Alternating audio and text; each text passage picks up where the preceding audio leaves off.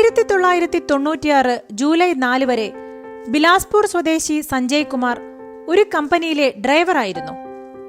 എന്നാൽ അന്നു മുതൽ ഇന്ത്യൻ സേനയിലെ ഒരു സാധാ റൈഫിൾമാനായി ജോലിയിൽ പ്രവേശിച്ചു. കാർഗിൽ യുദ്ധം. നിയോഗിക്കപ്പെട്ടവരിൽ സഞ്ജയ് കുമാറും ഉണ്ടായിരുന്നു. കുത്തനെയുള്ള മലമുകളിൽ 150 മീറ്റർ ദൂരത്തുനിന്ന് പാക് സൈന്യം ഇന്ത്യൻ ഭടന്മാരെ വെടിവെച്ചുകൊണ്ടിരിക്കുന്നു. സൈന്യത്തിലെ പുതിയ ജവാൻ, അധികം പരിചയമില്ലാത്ത യുവാവ്. സഞ്ജയ് ഈ 150 മീറ്റർ വെടിയുണ്ടകൾക്കിടയിലൂടെ നുഴഞ്ഞുകയറി. നെഞ്ചിലും കഴുത്തിലും ബുള്ളറ്റുകൾ തുളഞ്ഞുകയറി. ഇഴഞ്ഞെത്തിയ സഞ്ജയ് നേരിട്ടുള്ള ആക്രമണത്തിൽ ആദ്യ ബങ്കറിലുള്ളവരെ വകവരുത്തി. അവർ ഉപേക്ഷിച്ച മെഷീൻ ഗൺ ഉപയോഗിച്ച് രണ്ടാമത്തെ ബങ്കറിലുള്ളവരെയും തുരത്തി. ആ ഒറ്റയാൾ പോരാട്ടത്തിൽ പാക് സേന വിറച്ചു. സഞ്ജയുടെ ധീരതയിൽ പ്രചോദിതരായ ഇന്ത്യൻ സേന പൊരിഞ്ഞ പോരാട്ടം അഴിച്ചുവിട്ടു. Flat top India തിരിച്ചുപിടിച്ചു.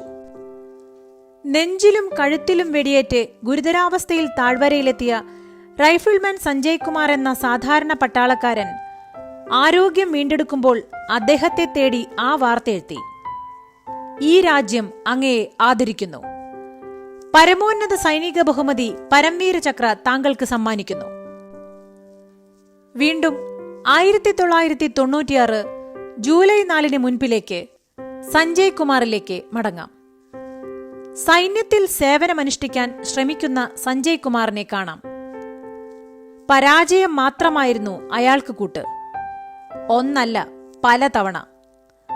Army recruitment സഞ്ജയുടെ മുന്നിൽ ബാലികേറാമലയായിരുന്നു. നിരവധി തവണത്തെ പരാജയത്തിന് ശേഷമാണ് അദ്ദേഹം വിജയിച്ചതും പരംവീര ചക്ര വരെ എത്തിയ സാഹസികനായതും. വ്യക്തിവിവരണമല്ല ഒരാളുടെ മികവളക്കാനുള്ള മാനദണ്ഡം, പ്രവൃത്തിയുടെ ഫലസിദ്ധി അതാകട്ടെ മാനദണ്ഡം. ശുഭദിനം.